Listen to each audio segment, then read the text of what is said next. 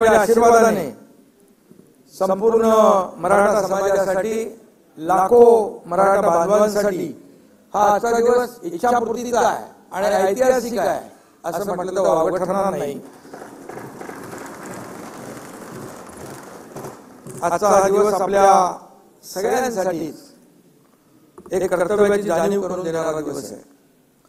महाराष्ट्र विधानमंडळ वास्तू अनेक या वास्तूमध्ये अनेक ऐतिहासिक निर्णयांची अंमलबजावणी झालेली आहे। ही वास्तू अनेक ऐतिहासिक निर्णयांचा साक्षीदार आहे। आज ऐतिहासिक वास्तू त्या उज्ज्वल परंपरेचा एक हिस्सा होत आहे। ना कुणावर अन्याय ना कुणाला धक्का अशा प्रकारचा निर्णय आपण या ठिकाणी घेतोय आणि म्हणून आज काही वेळा मुख्यमंत्री असताना देखील मला आंदोलन करताना भेटावं लागलं अशी परिस्थिती निर्माण झाली होती। मी कधी असं मी मुख्यमंत्री आहे प्रोटोकॉल प्रमाणे असं करता येणार नाही असं कधी मनात ठेवलं नाही।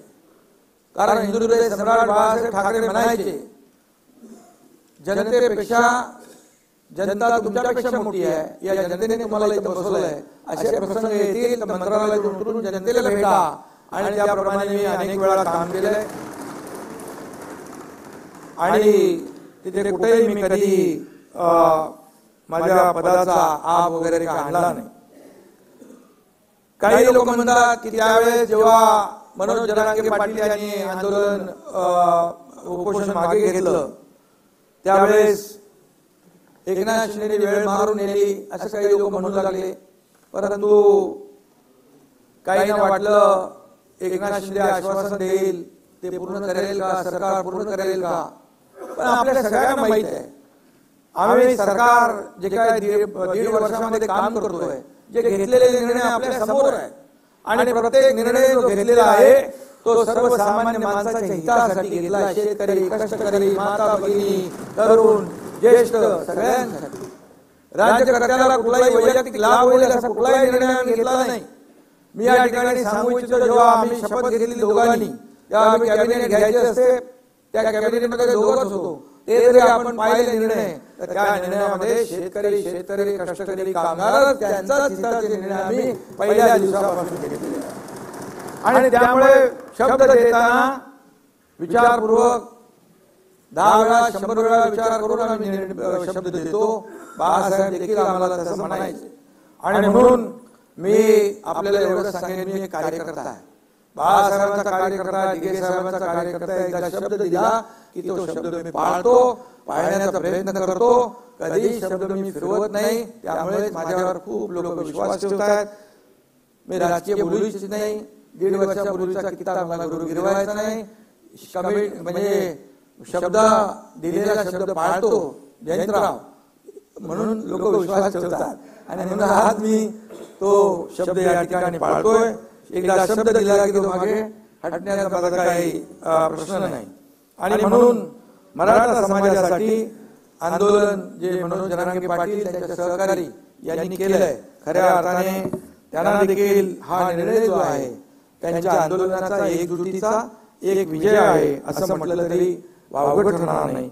आणि म्हणून लाखो करोडो मराठा बांधवांनी आपल्या हक्कासाठी लढा देताना आजवर कधी संयम सोडला नाही। मागच्या वेळी देखील देवेंद्रजी मुख्यमंत्री होते त्यावेळी देखील लाखांचे मोर्चे आले आपण पाहिले परंतु संयम कधी सुटला नाही आणि त्यावेळेस देखील आपण ती शिस्त पाहिलेली आहे आणि म्हणून यावेळेस काही ठिकाणी घटना घडल्या अनुचित घटना घडल्या परंतु त्या घडायला नको। त्या शेवटी या राज्यामध्ये सर्वांनी गुण्या गोविंदाने राहिलं पाहिजे। जाती जातीमध्ये ते निर्माण करण्याचा प्रयत्न कुणीही करता कामा नये अशी भावना आमची आहे आणि म्हणून आज या समाजाने देखील विश्वास ठेवला त्याबद्दल देखील मी मनोज जरांगे पाटील आणि त्यांचे सहकारी जे आहेत त्यावेळेस उपोषण मागे घेतलं आणि आपल्याला पुढे जे काही निर्णय घेता येतील त्याप्रमाणे आपण पुढची प्रक्रिया सुरू केली। मराठा समाजाचा खऱ्या अर्थाने आणि मगाशीच म्हणालो एकजूट आणि चिकाटी या आणि लढ्याचा हा विजय आहे आणि म्हणून यामध्ये आता मी एवढं सांगेन की मराठा समाजाने गेल्या 5-6 महिन्यात जे काही आंदोलन केली ते आपल्या सगळ्यांना माहित आहे आणि परंतु त्या आंदोलनाला एक धार प्राप्त झाली होती आणि सगळ्यांना आपण पाहिलं की सगळ्यांना त्याची चिंता होती ही आंदोलन आपल्या राज्याला किंवा आपल्या राज्याच्या विकासाला न परवडणारी आहेत आणि म्हणूनच मी सुद्धा एक सर्वसामान्य शेतकऱ्याचा मुलगा आहे, मलाही त्याची भावना आहे, त्यांच्या वेदना मलाही समजतात.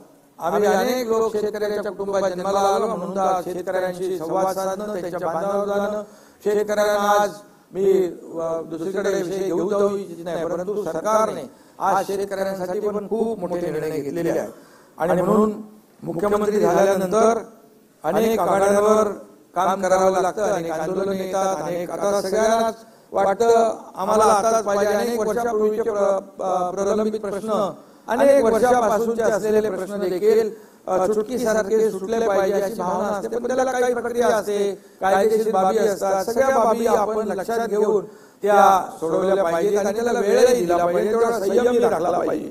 आणि म्हणून आम्ही मराठा समाजातील विद्यार्थ्यांना शैक्षणिक सवलती, शिक्षणासाठी आर्थिक मदत, त्यांच्यासाठी हॉस्टेल ही सगळी व्यवस्था आपण केली होती अगोदर आणि त्याचबरोबर आपण हे केलं की शैक्षणिक आणि आर्थिक आणि सामाजिक दृष्ट्याही मराठा समाज जेव्हा मागे जातोय त्यावेळेस आपण त्यांना मुलांना शिक्षणामध्ये देखील इतर ज्या काही बाबी आहेत, मग सारथी आहे, आपला अण्णासाहेब पाटील आर्थिक विकास महामंडळ आहे, चंद्रकांत दादा इकडे आहेत, त्यांचे देखील लोकसभेमध्ये अनेक निर्णय त्यांनी घेतले आणि म्हणून या समाजाचा मागासले पण दूर करण्यासाठी आरक्षण मिळवून देणे हाच पर्याय होता. त्यामुळे कोणत्याही परिस्थितीमध्ये आरक्षण मिळवून द्यायचा हा निर्धार आपल्या सगळ्यांचा होता आणि आपल्या सर्व माझ्या सहकाऱ्यांचा होता. नागपूर येथे हिवाळी अधिवेशनात आपण दोन्ही सभागृहांच्या सर्व सदस्यांनी मराठा समाजाला आरक्षणाची कशी गरज आहे 3 दिवसाच्या चर्चेमध्ये आपण मांडले. सभागृहामध्ये चर्चा झाली, मोठी चर्चा झाली आणि विशेष म्हणजे सर्व सभागृहाची मराठा आरक्षणास मजबूत संमती मिळाल्याने फेब्रुवारी 2024 मध्ये विधिमंडळाचं विशेष अधिवेशन बोलवून या विषयावर कायमस्वरूपी तोडगा काढण्यात येईल अशा प्रकारचा आपण जाहीर भूमिका घेतली. त्यावेळी माझ्यावर काही आरोपही झाले. फेब्रुवारी महिन्यामध्ये लोकसभेची निवडणूक आहे, आचारसंहिता लागेल, मग काय होणार, मग कसं होणार, परंतु शेवटी हा सगळा विचार करूनच आपण तो निर्णय घेतला होता आणि म्हणून आज ते अधिवेशन होतंय आणि म्हणून आजचा दिवस खऱ्या अर्थाने महत्वाचा आहे आणि आज तो दिवस आज आपल्या या मराठा समाजाला आरक्षण देण्यासाठी आपण मुकर्रर केला, त्याप्रमाणे आपण आज तो निर्णय घेतोय. माझ्यासह अध्यक्ष महोदय, देवेंद्रजी, अजितदादा आणि संपूर्ण मंत्रिमंडळ, मगाशी देखील म्हटलं 150 दिवस हे काय 1-2 दिवसामध्ये काम झालेलं नाही, त्याही पेक्षा जास्तीचे दिवस लागले. 150 दिवस अहोरात्र हे सगळं काम सुरू होतं.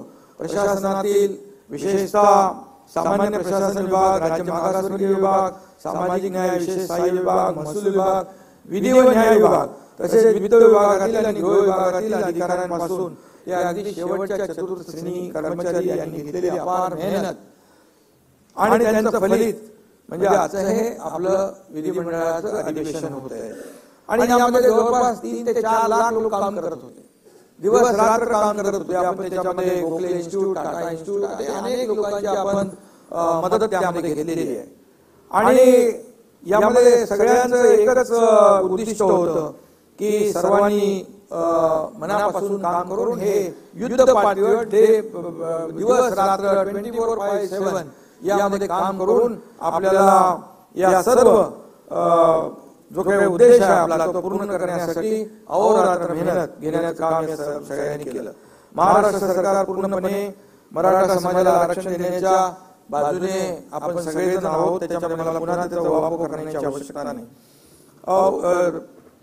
देवेंद्रजी आणि अजित पवार देखील हे सांगत होते की आपल्याला या मराठा समाजाच्या, कारण एकदा तर देवेंद्रजी मुख्यमंत्री असताना आपण आरक्षण दिलं होतं, त्याच्यामध्ये जाणार नाही, आपण ते हायकोर्टमध्ये टिकवलं देखील, पण दुर्दैवाने सुप्रीम कोर्टामध्ये ते रद्द झालं. पण आपलं ठरलेलं आहे मगाशी, त्यामुळे त्याच्यावर मी जास्त भाष्य करू इच्छित नाही. आणि त्या अडचणी ज्या आहेत त्या दूर झाल्या पाहिजेत. त्यामध्ये या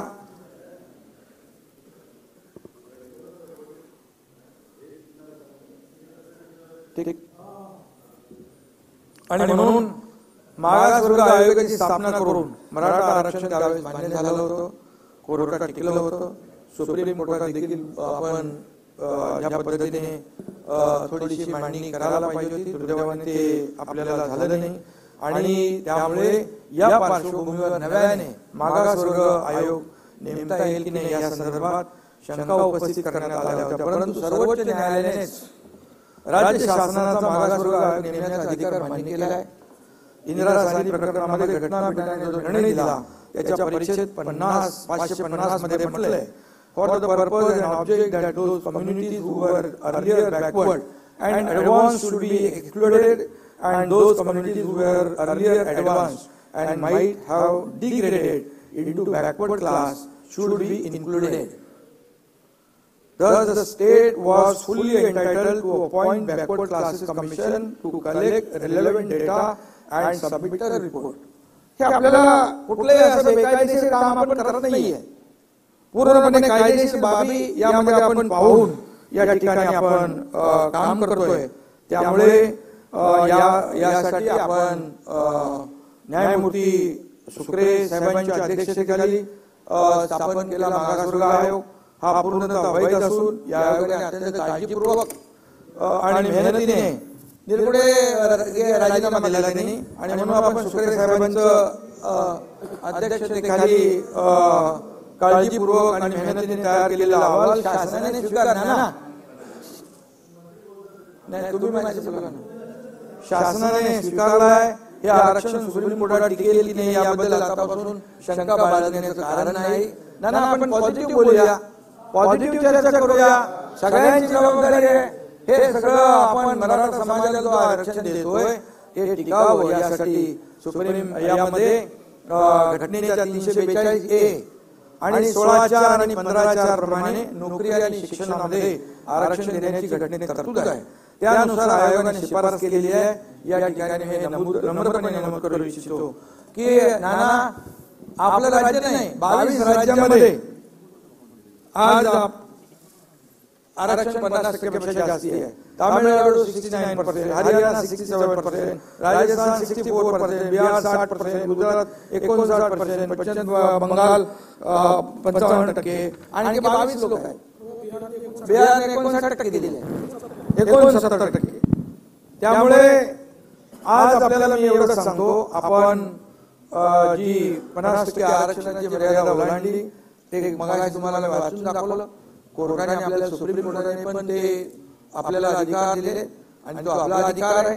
आणि म्हणून यामध्ये आपण हा जो कायदा करतोय तो पूर्णपणे टिकेल आणि कायदेशीर निकषावर टिकून राहील या बाबतीमध्ये आपण शंका बाळगण्याचं कारण नाही. आपण खात्रीपूर्वक या ठिकाणी तो टिकवूया.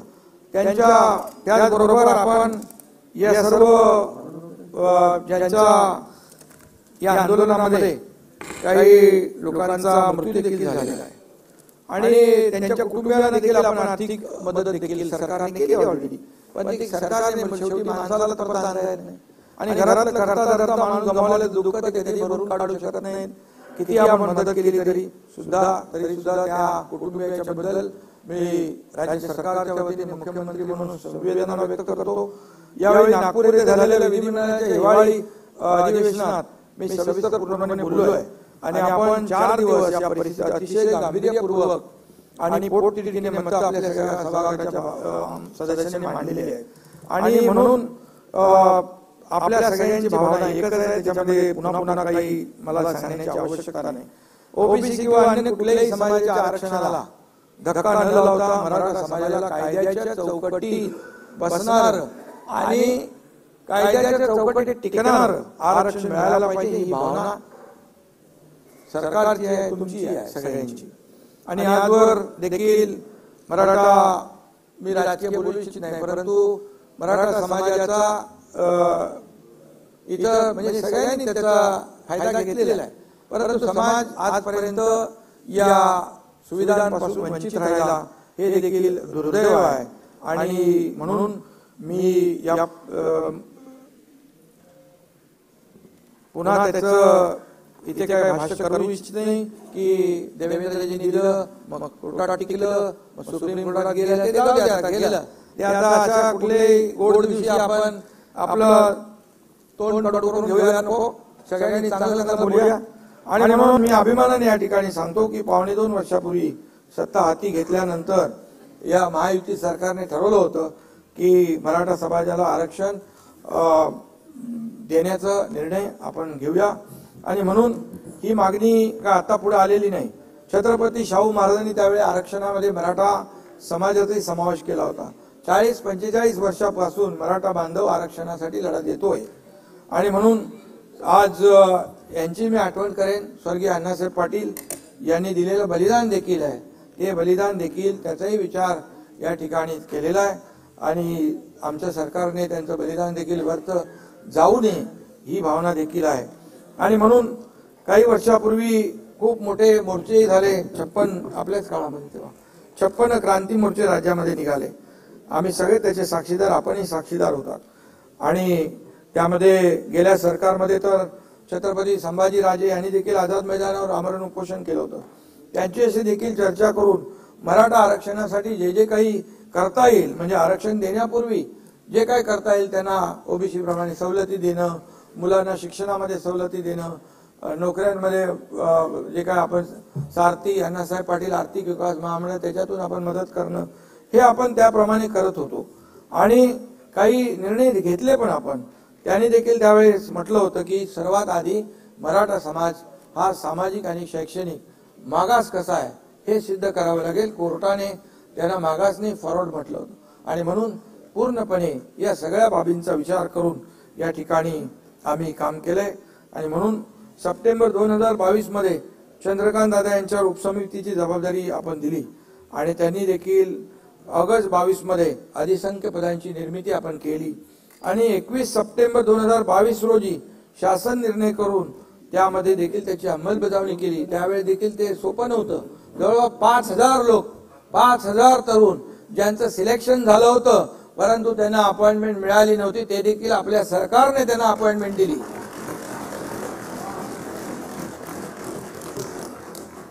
सर्वोच्च न्यायालयाने मराठा आरक्षण रद्दबातल करताना जे निष्कर्ष नोंदवले होते त्यावर आम्ही पूर्णपणे लक्ष केंद्रित केलेलं आहे। आणि त्यासाठी भोसले आयोग आम्ही नेमला। भोसले आयोगाने, जस्टिस भोसले आयोगाने त्याच्यावर पूर्ण अभ्यास केला आणि ज्या काही त्रुटी आहेत त्या पूर्णपणे, त्याच्या ज्या काही ऑब्झर्वेशन नोंदलेल्या आहेत त्या सगळ्याची पूर्ण बारीक सारीक माहिती आपण घेतली। आणि त्यामुळे राज्य मागासवर्ग आयोगाचे गठन करून मराठा समाजाचे मागासले पण सिद्ध करण्यासाठी फेर सर्वेक्षण करून एम्पिरिकल डेटा संकलित करण्याचा निर्णय आपण घेतला। खरं तर हे सगळं आता कोणी करायला पाहिजे होतं, काय कोणी केलं नाही याच्यात मी जात नाही, कारण आज आपला आचारसंहिता आपण घालून घेतली। पत्रात आहे ना, ते चालू आहे ना, पत्राचं उत्तर। आणि म्हणून ते चालू आहे ना, तुम्हाला देतो। आणि म्हणून यामध्ये सर्वोच्च न्यायालयात क्युरेटिव्ह पिटिशन वर देखील सुनावणी झाली, त्यात देखील राज्य सरकारच्या बाजूने भक्कमपणे बाजू मांडण्यात येईल। त्यामध्ये देखील आता आज आपण हे देतोच आहे। त्यामुळे मराठा आरक्षणाच्या बाजूने युक्तिवाद करण्यासाठी राज्य सरकारच्या वतीने सिनियर काउन्सिलची देखील आपण फौज उभी केलेली आहे। त्यामध्ये ज्येष्ठ विधिज्ञ नाना हरीश साळवे साहेब, मुकुल रोदगी आणि तुषार मेहता आपले सॉलिसिटर जनरल, आणि असे आत्माराम नाडकर्णी, पटवालिया, विजयसिंग थोरात, साखरे, शेखर जगताप, वैभव सुपदरे, अक्षय शिंदे आदी सांगतो म्हणजे तुम्हाला लक्षात असेल। आणि या लोकांनी अगोदरच्या सरकारमध्ये पण काम केलं, असं आपण काही त्यांना हे डावललं नाही। उच्च न्यायालयात मराठा आरक्षणाची बाजू सक्षमपणे मांडणाऱ्या विधिज्ञांचीही या कामी मदत घेतली जाते आहे, ते पण आपले मदत करतात। टास्क फोर्स देखील स्थापन केलाय। उच्च न्यायालयाने सर्वोच्च न्यायालय आणि इतर न्यायालयीन पातळीवरही मराठा समाजाचे आरक्षण कसं टिकून राहील याबाबत शासन आणि आयोगात समन्वय राखण्यासाठी निवृत्त न्यायाधीश दिलीप भोसले यांच्या अध्यक्षतेखाली समिती नेमली आहे। या समितीमध्ये निवृत्त न्यायाधीश मारुती गायकवाड, न्यायमूर्ती संदीप शिंदे यांचे सल्लागार म्हणून नियुक्ती केली। आणि त्यांच्याशी देखील सातत्याने संवाद या ठिकाणी सुरू आहे। मराठा समाजाच्या आरक्षणाच्या मागणीवर चर्चा करण्यासाठी तसेच मराठा आरक्षण व सुविधा मंत्रिमंडळ उपसमिती मुख्य सचिव तसेच माननीय मुख्य न्यायमूर्ती श्री दिलीप भोसले यांच्या अध्यक्षतेखाली सल्लागार मंडळाच्या एकूण 50 बैठका झाल्या आणि दरम्यान मराठा समाजाचे सामाजिक व शैक्षणिक मागासलेपण तपासणी करण्यासाठी 13 नोव्हेंबर 2023 रोजी राज्य मागासवर्ग आयोगाला टर्म्स ऑफ रेफरन्स निश्चित करून देण्यात आले। राज्य मागासवर्ग आयोगास तातडीने 367 कोटी रुपये उपलब्ध करून देण्यात आले। आयोगाच्या पुण्यातील कार्यालयात देखील वाढीव जागा पाहिजे होती, ती दिली। आवश्यक ती सगळी साधन सामग्री संसाधनं त्याला उपलब्ध करून दिली। नमुना सर्वेक्षण न करता सर्वोच्च म्हणजे सॅम्पल सर्वे न करता सर्वोच्च न्यायालयाने जे काही इम्पिरिकल डेटा गोळा करण्याचं जे काही त्याच्यामध्ये त्रुटीमध्ये आलं होतं ते मोठं शिवधनुष्य उचलायचं होतं आणि त्यामुळे सर्वेक्षण अचूक आणि निष्पक्षपणे वैज्ञानिक प्रोफेशनल पद्धतीने होणं गरजेचं होतं। त्यासाठी Gokhale institute of politics and economics Pune IIPS यासारख्या नामांकित संस्थांची मदत देखील घेण्यात आली। विजयराव यांनी त्यासाठी स्वतंत्र संगणक प्रणाली विकसित केली, प्रश्नावली तयार करण्यात आली, सर्व महसूल यंत्रणा यासाठी तयार ठेवण्यात आली। सर्व जिल्हाधिकारी पालिका आयुक्त यांना नोडल अधिकारी म्हणून नेमलं गेलं। त्यांच्या वारंवार बैठका घेतल्या, VC घेतल्या। जवळपास 3 ते 3.5 लाख प्रगणक नेमण्यात आले। त्यांचं मास्टर ट्रेनिंग झालं।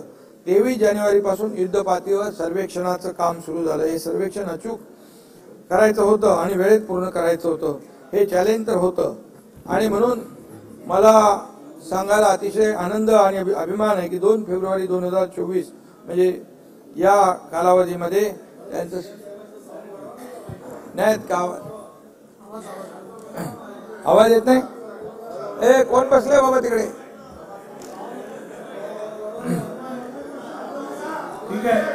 ठीक आहे करूया। आवाज वाढलेला आहे।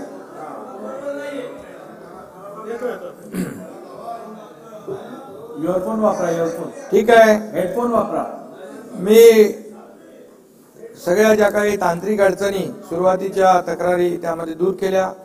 या सभागृहाच्या माध्यमातून राज्य मागासवर्ग आयोगाचे अध्यक्ष निवृत्त न्यायमूर्ती सुनील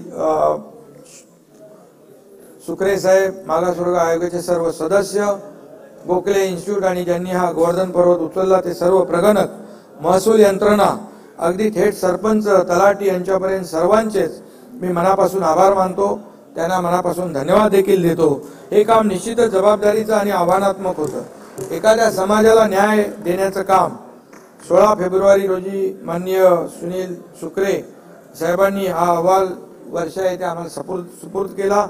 आज सकाळी राज्य मंत्रिमंडळ बैठकीत तो मांडण्यात येऊन त्यावर चर्चाही झाली आणि यामध्ये आमचे सहकारी दोन्ही उपमुख्यमंत्री, इतर मंत्री सर्वजण उपस्थित होते आणि हा तिढा सोडवण्यासाठी या सगळ्यांचं सहकार्य मिळालं हे मला या ठिकाणी नम्रपणे सांगितलं पाहिजे। सुप्रीम कोर्टाने आरक्षण रद्द करताना ज्या त्रुटी निदर्शनात आणून दिल्या त्या दूर करण्याच्या प्रयत्नावर यामध्ये भर दिलेला आहे। आम्ही अत्यंत वेगाने ताकदीने काम करून कायदेशीर प्रक्रिया पूर्ण करीत आहोत। अशा पद्धतीने टप्प्याटप्प्याने मराठा समाजाचे आरक्षण कायद्याच्या चौकटीत बसण्यासाठी सरकार पूर्णपणे प्रयत्न करते आणि सुप्रीम कोर्टाच्या एका निकालात नमूद केल्यानुसार विशिष्ट जात किंवा समुदायांच्या इतर मागासवर्गीयांच्या यादीत समावेश करण्यासाठी अपवादात्मक व असाधारण परिस्थिती सिद्ध होणे आवश्यक असते आणि एक्स्ट्रा ऑर्डिनरी आणि एक्सेप्शनल सर्कमस्टन्सेस राज्य मागासवर्ग आयोगाने या सर्वेच्या माध्यमातून ते सिद्ध केलं आहे असं मला वाटतं। मराठा समाजाला टिकणारं आणि कायद्याच्या चौकटीत बसणारं आरक्षण मिळवून देण्यासाठी शासनाने मोठं पाऊल उचललं आहे। आता ते टिकून राहावं म्हणून राज्य सरकार आपली सर्व ताकद पणाला लावणार आहे, आपल्याला विरोधी पक्षाला सोबत घेऊन। आणि म्हणून माझं एकच म्हणणं आहे, आपल्या शांतताप्रिय महाराष्ट्रात कोणत्याही निमित्ताने समाजात वितुष्ट येता कामा नये। चर्चेतून योग्य तो मार्ग निघाला पाहिजे अशा प्रकारचं मी आवाहन आपल्या सगळ्यांना करतो आणि या राज्यातील सर्व समाज बांधव यांना देखील मी करतो। प्रत्येक समाज घटकाला त्या राज्याच्या प्रगती त्याचा योग्य वाटा मिळाला पाहिजे अशी आपल्या सरकारची धारणा आहे. आणि यामध्ये कुणबी दाखल्यांच्या संदर्भात देखील आपण मुद्दा उपस्थित केला. त्यामध्ये जस्टिस शिंदे त्यांच्या अध्यक्षतेखाली आम्ही समिती नेमली. त्याचं काम सुरू आहे. मराठवाड्यातील मराठा कुणबी मराठा जात प्रमाणपत्र देण्याची कार्यपद्धती देखील निश्चित केलेली आहे. आणि ते आणखी काही पुरावे त्याच्यात मी डिटेलमध्ये आता जात नाही. त्याच्यामध्ये ते दिले ना आपण. आणि यामध्ये आपल्याला हो सगळे वेबसाईटला टाकलेत नावं. आणि त्यामध्ये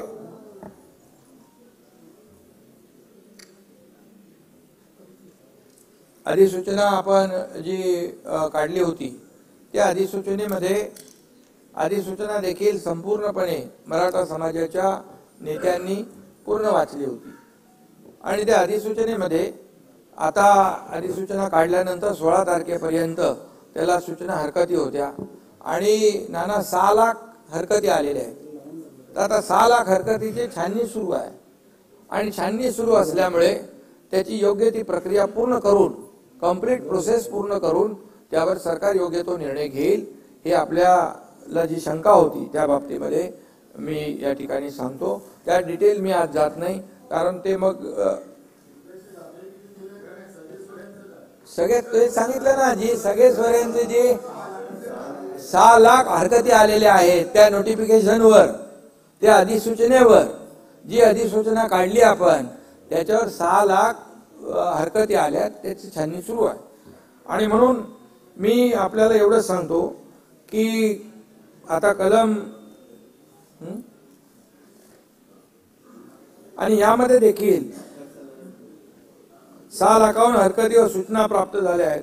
आणि त्यामुळे त्यासाठी देखील आपण कर्मचारी आणि सर्व अधिकाऱ्यांना जबाबदारी दिलेली आहे. त्या हरकती सूचनांच्या नोंदी घेऊन वर्गीकरण व छाननी केली जाईल आणि त्याप्रमाणे पुढची कार्यवाही केली जाईल. यामध्ये मी आपल्याला जास्ती काय सांगू इच्छित नाही की पहिल्यांदाच ज्या जुन्या कुणबी नोंदी होत्या ज्या 1967 पूर्वीच्या जुन्या कुणबी नोंदी होत्या त्यांना दाखले देखील प्रमाणपत्र जे आहेत ते देखील देण्याचं काम आपल्या सरकारने सुरू केलं. आणि कुठल्याही परिस्थितीमध्ये मी पुन्हा एकदा सांगतो की ओबीसी समाजावर अन्याय न करता त्यांच्या समाजाला आरक्षणाला धक्का न लावता या ठिकाणी हे आरक्षण देण्याचा निर्णय आपल्या सरकारने घेतलेला आहे.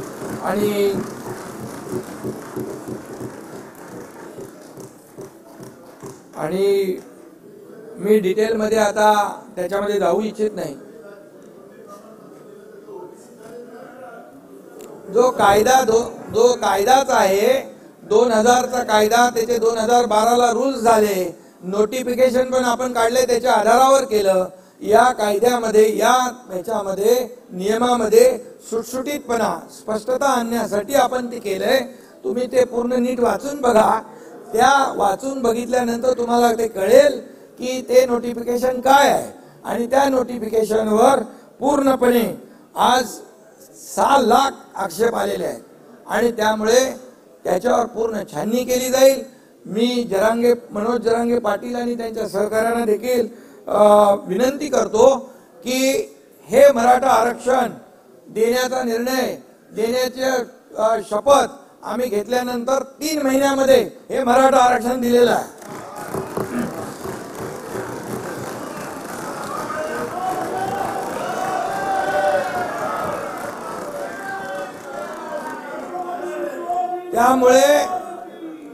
त्यामुळे मी जे आज ज्यांच्या मनामध्ये गैरसमज आहे तो बिलकुल दूर करा. हे आरक्षण टिकण्यासाठी ज्या बाबींवर सर्वेक्षण व्हायला पाहिजे त्या डिटेलमध्ये मी जात नाही. भूधारक लँडलेस त्याचं कच्चं घर आत्महत्या केलेले आहेत, ऊसतोड कर्मचारी आहे, मोलमजुरी करणारी आपली भगिनी आहे, डबेवाले आहेत, किती सगळ्या माथाडी आहेत, सगळे त्याच्यामध्ये आलेले आहेत. आणि त्यामुळे हा डिटेल सर्वे आहे हा सॅम्पल सर्वे नाही, हा एक्सटेन्सिव्ह सर्वे आहे. हा पूर्णपणे डीप मध्ये जाऊन सर्वे केलेला आहे आणि त्यामुळे 2 कोटीच्या वरती त्याचा आकडा आहे माझ्याकडे, 2.5 कोटी लोकांपर्यंत जाऊन 4 लाख लोकांनी हे काम केलेलं आहे. त्यामुळे हे मराठा आरक्षण टिकणारच. आणि जसं मी म्हटलं की आणि आम्ही न्यायालयाला पटवून देऊ की हा मराठा समाज, काही मराठा समाजामध्ये काही लोक पुढारलेले आहेत, एवढे पुढारलेले आहेत आणि एवढे मागासलेले आहेत आणि म्हणून त्यांच्यावर अन्याय होऊ नये म्हणून सरकारने हा निर्णय घेतलेला आहे. आणि आणि आणि जसं आणि तुम्ही पण येऊ शकता इकडे. आणि म्हणून यामध्ये विश्वास ठेवा. जे आरक्षणासाठी जे काही आणखी आंदोलन सुरू आहेत त्याने देखील विश्वास ठेवावा. सरकार कुठलाही दुजाभाव करणार नाही आणि सरकार कायद्याच्या चौकटीमध्ये बसून पूर्णपणे हे आरक्षण देत आहे. आणि जे मगाशी म्हटलं की जे नोटिफिकेशन आपण काढलेलं आहे, या पुन्हा एकदा मी सांगतो नाना विजय भाऊ, नोटिफिकेशनवर 6 लाख हरकती आलेल्या आहेत. घाई गडबडीमध्ये कुठलंही नोटिफिकेशन फायनल करणं हे जनतेच्या हिताचं नाही. ती फसवणूक आम्ही कोणाची करणार नाही.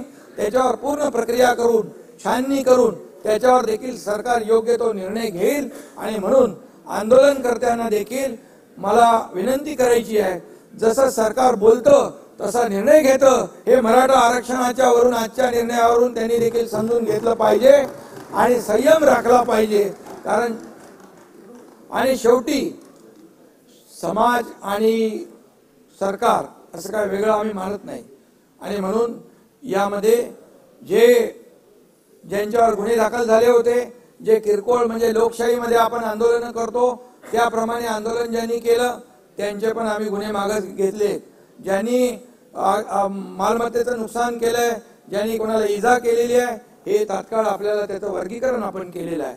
आणि म्हणून जे आम्ही बोलतोय ते सरकारने केलेलं आहे, करून दाखवलेलं आहे. आणि त्यामुळे आंदोलनकर्त्यांनी देखील सरकारवर विश्वास ठेवण्याची आवश्यकता आहे, संयम बाळगण्याची आवश्यकता आहे.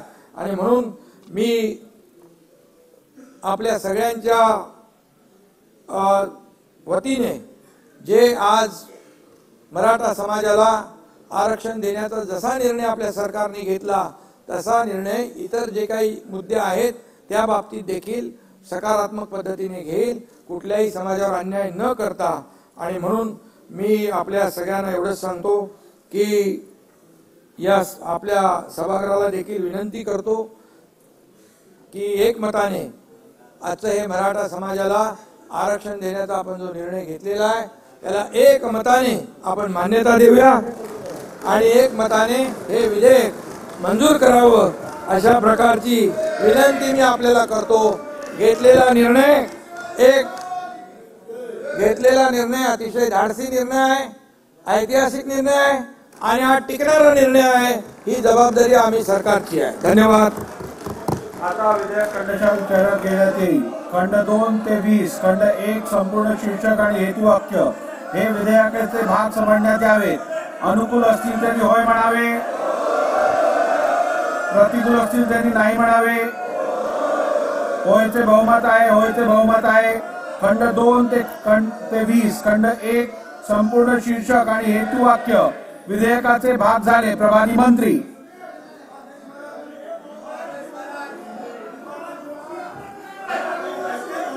अध्यक्ष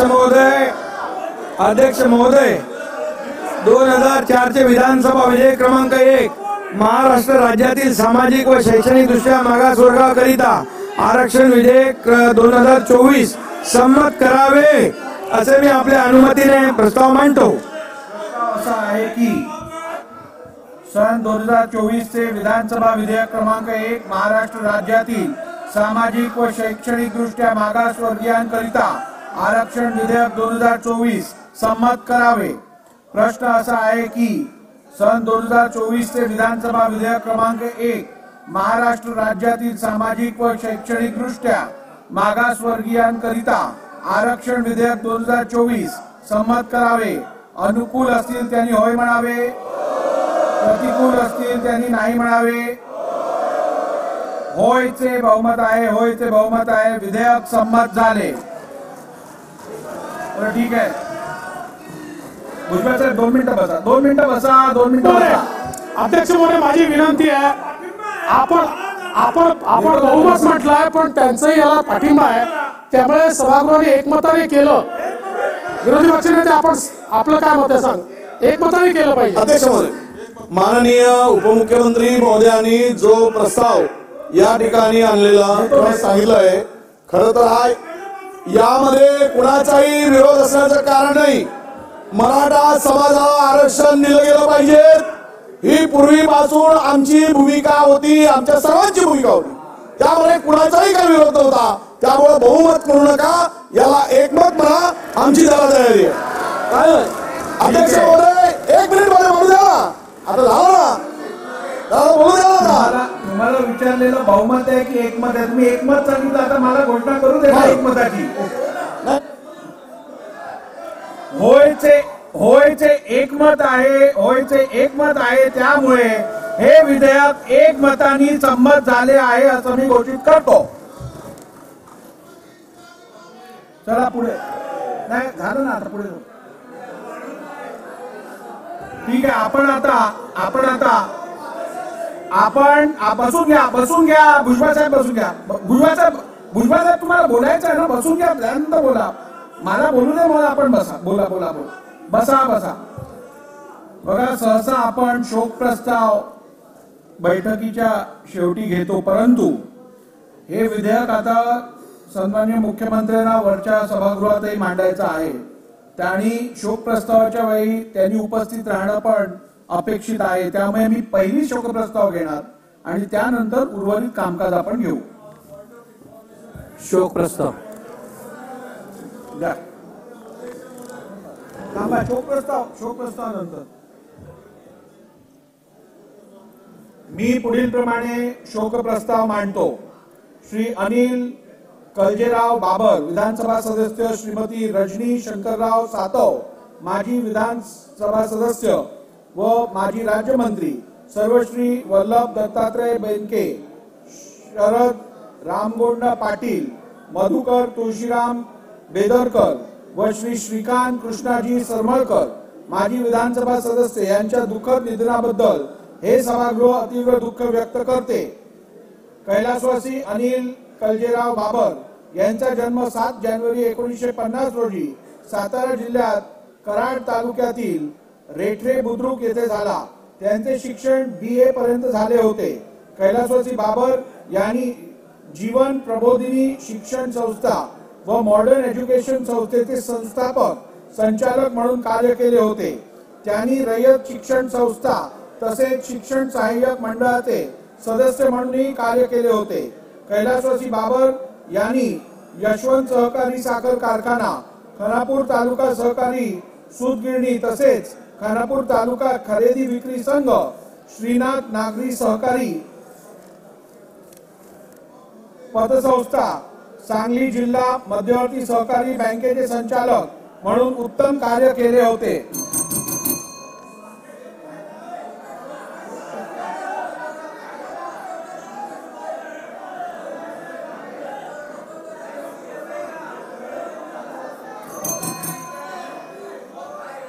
कैलासवासी बाबर यांनी खानापूर पंचायत समितीचे सभापती म्हणून उत्तम कार्य केले होते.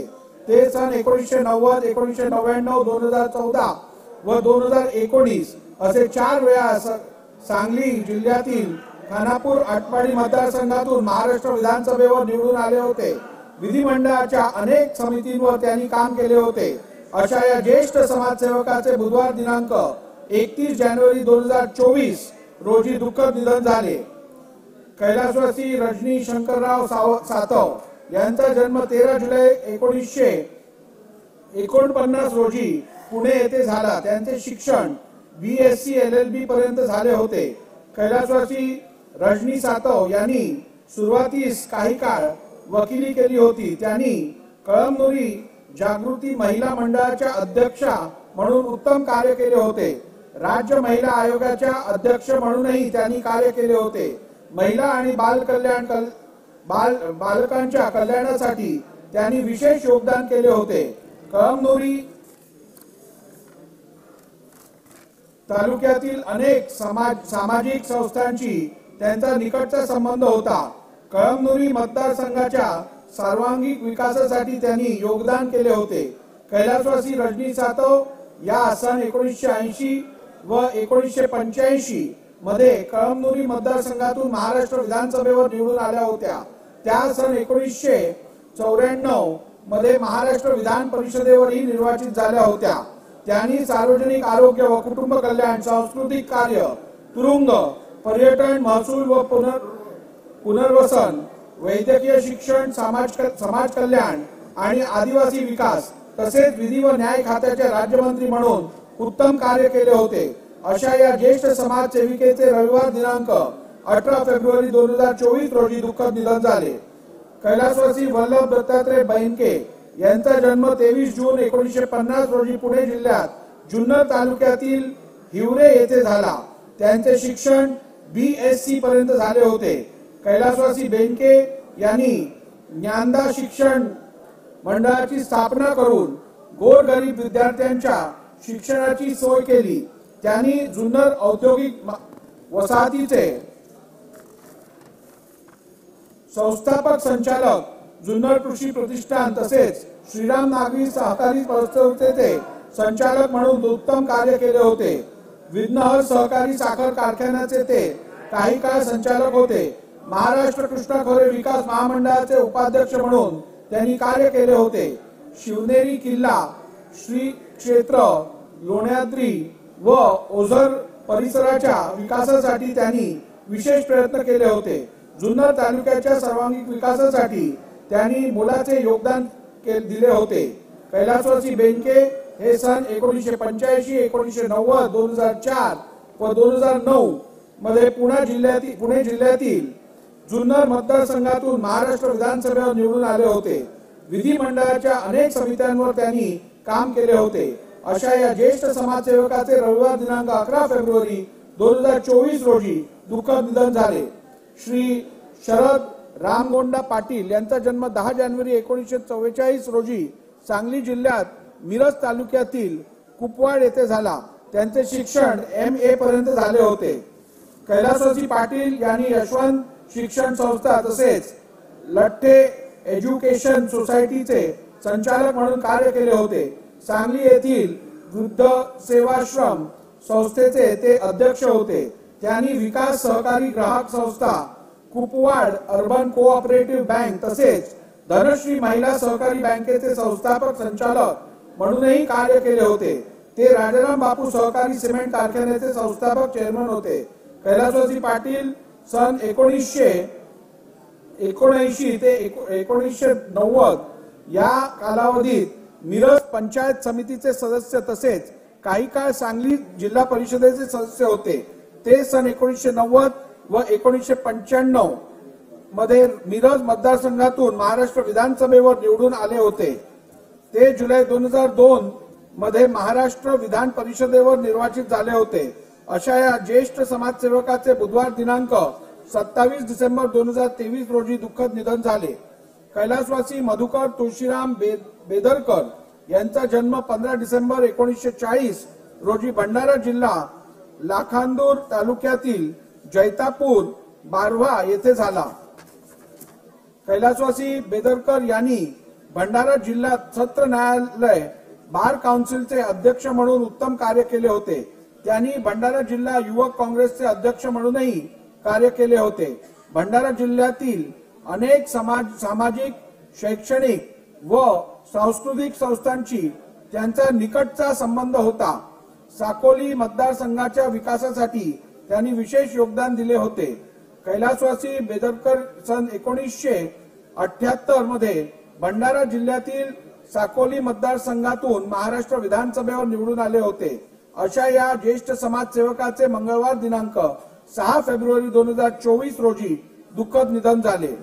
कैलासवासी श्रीकांत कृष्णाजी सरमळकर यांचा जन्म 20 ऑक्टोबर 1950 रोजी मुंबईमध्ये झाला. त्यांचे शिक्षण MSc पर्यंत झाले होते. कैलासवासी सरमळकर यांनी श्रीकांत सरमळकर फाउंडेशनची स्थापना करून गरजू विद्यार्थ्यांना शैक्षणिक शुल्क भरण्यास मदत केली. मुंबईतील अनेक सामाजिक, शैक्षणिक तसेच सांस्कृतिक संस्थांशी त्यांचा निकटचा संबंध होता. कैलासवासी सरमळकर सन 1995 मध्ये मुंबई महानगरपालिकेचे सदस्य होते. ते सन 1996 मध्ये खेरवाडी मतदारसंघातून महाराष्ट्र विधानसभेवर निवडून आले होते.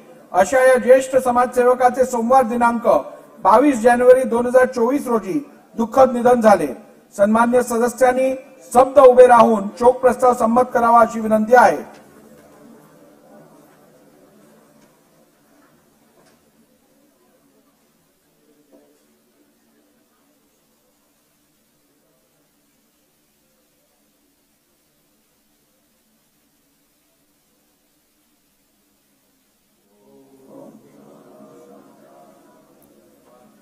सदस्यांनी खाली बसावे. शोक प्रस्ताव संमत करण्यात आला आहे. प्रस्तावाची एक प्रत व विधान मंडळाचे स्मृतिपत्र शोकाकुल कुटुंबाकडे पाठवण्यात येईल. अध्यक्षांनी विधानसभा सदस्याच्या सदस्यत्वाच्या राजीनाम्याबाबतची घोषणा करणे. महाराष्ट्र विधानसभा नियम 299(2) च्या तरतुदींना अनुसरून मी सभागृहास कळवितो की श्री अशोकराव शंकरराव चव्हाण विधानसभा सदस्य यांनी महाराष्ट्र विधानसभेतील त्यांच्या जागेचा दिलेला राजीनामा मी दिनांक 12 फेब्रुवारी 2024 रोजी मध्यान्हपूर्व स्वीकारलेला आहे. अध्यादेश सभागृहाच्या पटलावर ठेवणे. माननीय मुख्यमंत्री. भारताच्या संविधानाच्या अनुच्छेद 213(2) क अन्वये सन 2024 महाराष्ट्र अध्यादेश क्रमांक 2 मुंबई महानगरपालिका सुधारणा अध्यादेश 2024 सभागृहासमोर ठेवतो. अध्यादेश सभागृहासमोर ठेवण्यात आला. माननीय सहकार मंत्री. महोदय, मी आपल्या अनुमतीने भारताच्या संविधानाच्या अनुच्छेद 213(2) क अन्वये सन 2024 चा महाराष्ट्र अध्यादेश क्रमांक 1 महाराष्ट्र सहकारी सुधारणा अध्यादेश मंत्री महोदय 2024 सभागृहासमोर ठेवतो. चव्हाण साहेब, सभागृहात बसून घ्या. असं घोळका करून उभं राहण्यात काय अर्थ आहे? बसा, सगळ्यांनी बसा, नाही तर बाहेर जा, एक काहीतरी करा. अध्यादेश सभागृहासमोर ठेवण्यात आला.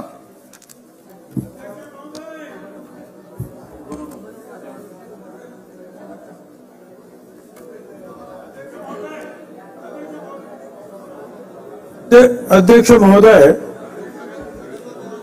आज जो मराठा समाजाला वेगळं आरक्षण देण्याचा ठराव मंजूर झाला, आपण आता विरोधावरती बोलू शकत नाही. आपल्याला काय मुद्दा मांडायचा आहे का? त्याबद्दल मला विरोध करायचा नाही.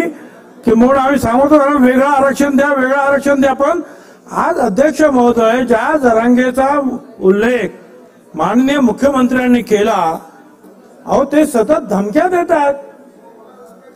याला टपकविल, त्याला टपकविल. मला स्वतःला धमकी. अध्यक्ष महोदय, काय आहे अध्यक्ष महोदय?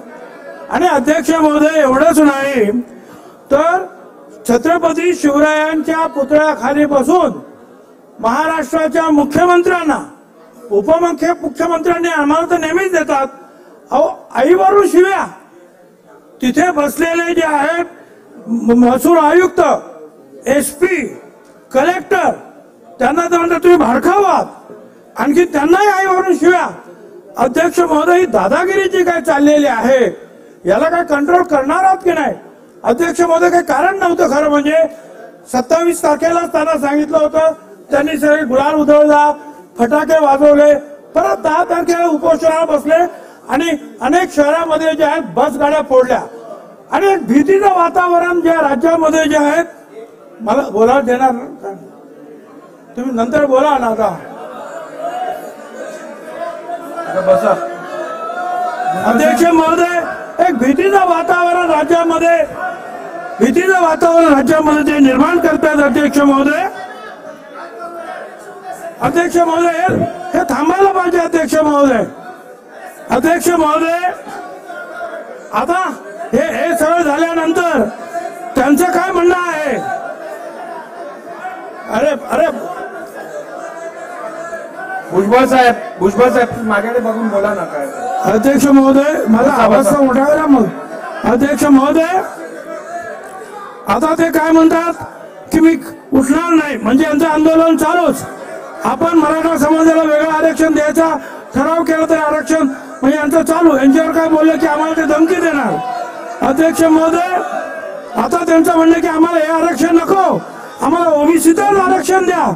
अध्यक्ष महोदय, त्यांची दादागिरी आणि जे काही खोटेपणा आहे तो त्यांच्याच बरोबर काम करणारे भंडारा डोंगरावरचे अजय महाराज बारसकर हे जे महाराज आहेत त्यांनी सुद्धा आता त्यांनी स्पष्टपणे सांगितलंय समाज मीडिया माध्यमातून की हे जे आहेत हे ग्रस्त ऐकणार नाही. आपण एक मिनिट बसा. मला बोलायला देत नाही. भुजबळ साहेब, आपण आपल्या सुरक्षेसंदर्भात चिंता व्यक्त केली, त्याची मी नोंद घेतलेली आहे.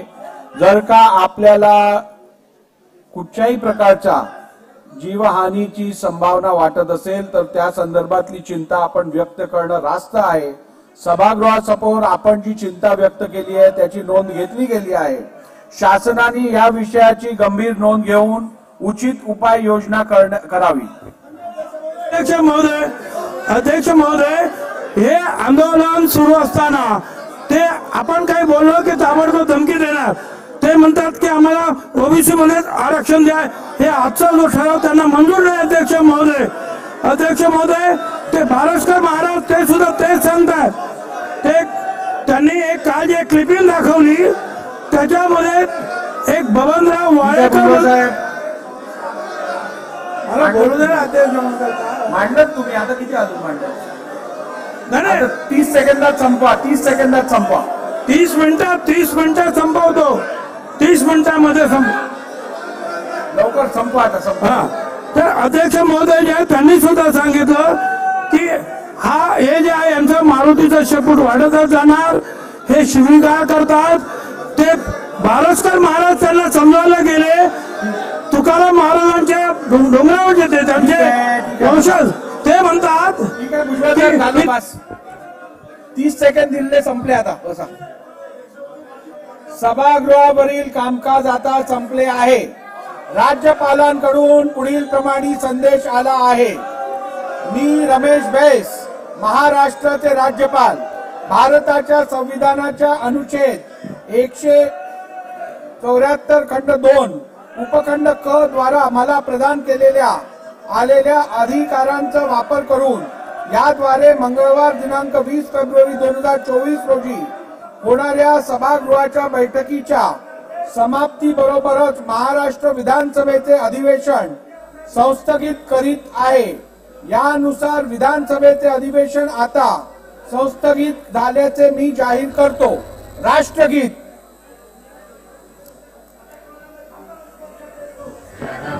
ऐसा नहीं चलेगा. आप सीनियर मेंबर हो, ऐसा नहीं चलेगा.